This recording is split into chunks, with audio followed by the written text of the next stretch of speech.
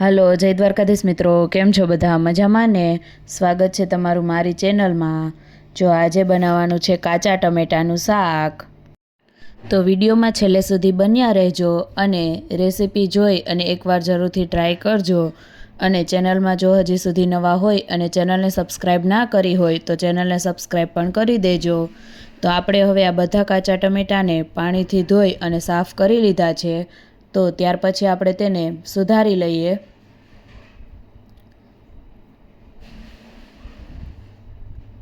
આ રીતે ટમેટાનો જે ઉપરનો ભાગ છે તેને આપણે દૂર કરી દઈશું અને તેના મીડિયમ સાઇઝના ટુકડા કરી લેશું.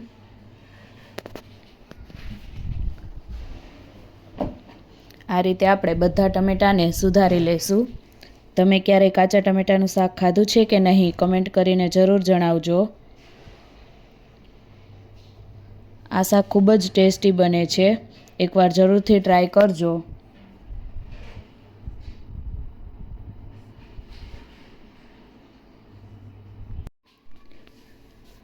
તો હવે આપણા બધા ટમેટાં સુધારી અને તૈયાર થઈ ગયા છે. તો શાક વઘારવા માટે આપણે તેલ ગરમ કરવા મૂકી દઈશું.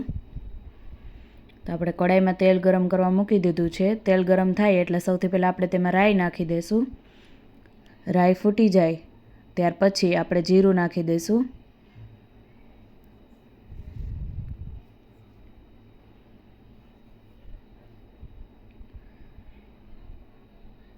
પછી હિંગ એડ કરી દઈશું અને ત્યાર પછી આપણે તેલમાં થોડીક ચપટી જેટલી હળદર નાખી દઈશું. તેલમાં હળદર નાખવાથી તેનો સ્વાદ ખૂબ જ સરસ આવે છે.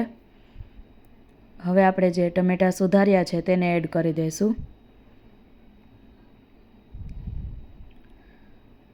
હવે આપણે ટમેટાને થોડીવાર માટે ચડવા દઈશું અને ત્યાર પછી આપણે મસાલા એડ કરી દઈશું. તો અડધી ચમચી જેટલી હળદર, ચપટી ગરમ મસાલો. જો તમારે ગરમ મસાલો ના નાખવો હોય તો સ્કીપ કરી શકો છો. સ્વાદ પ્રમાણે મીઠું અને ત્યાર પછી આપણે ખાંડ એડ કરીશું. ટમેટાં ખાટા હોય છે એટલે આપણે સ્વાદ માટે થોડી ખાંડ એડ કરી છે. અને હવે આપણે તેને આ રીતે જ ચડવા દઈશું.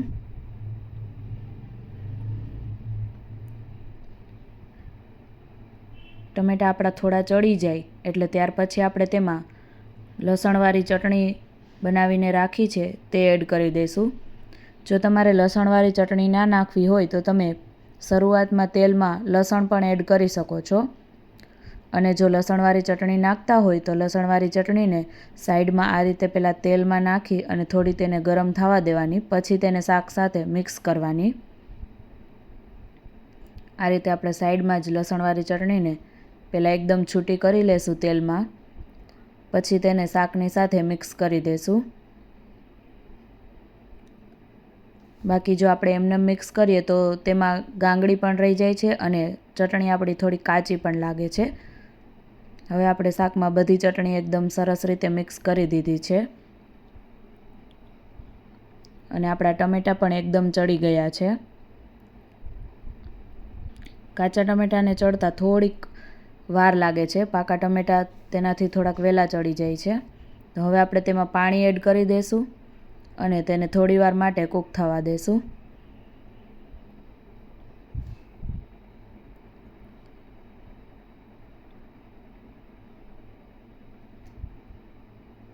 તો હવે આપણું શાક બનીને તૈયાર થઈ ગયું છે. આપણે તેમાં લાસ્ટમાં થોડું ધાણા જીરું એડ કરી દઈશું અને હલાવીને મિક્સ કરી લેશું. તો તમે આવું શાક ક્યારેય બનાવ્યું છે કે નહીં, કમેન્ટ કરીને જણાવજો. અને જો ના બનાવ્યું હોય તો એકવાર જરૂરથી બનાવજો. કાચા ટમેટાનું શાક ખાવાની ખૂબ જ મજા આવે છે અને એકદમ ટેસ્ટી બને છે. તો એકવાર જરૂરથી ટ્રાય કરજો. અને આ રીતે જો આપણું દેશી કાઠિયાવાડી થાળી એકદમ બનીને તૈયાર થઈ ગઈ છે. બાજરાના રોટલા અને કાચા ટમેટાનું શાક ને ડુંગળી ને મરચાં ને છાશ ને દૂધ ને બધું તૈયાર થઈ ગયું છે. તો તૈયાર છે આપણું કાઠિયાવાડી ભાણું, એકદમ દેશી બાજરાના રોટલા અને કાચા ટમેટાનું શાક. તો વિડીયો ગમે તો લાઈક અને શેર કરવાનું ના ભૂલતા, અને ચેનલમાં નવા હોય તો ચેનલને સબસ્ક્રાઈબ પણ કરી દેજો. અને આવી અવનવી ગુજરાતી વાનગીઓના વિડીયો જોવા માટે એકવાર અમારી ચેનલની અવશ્ય મુલાકાત લેજો.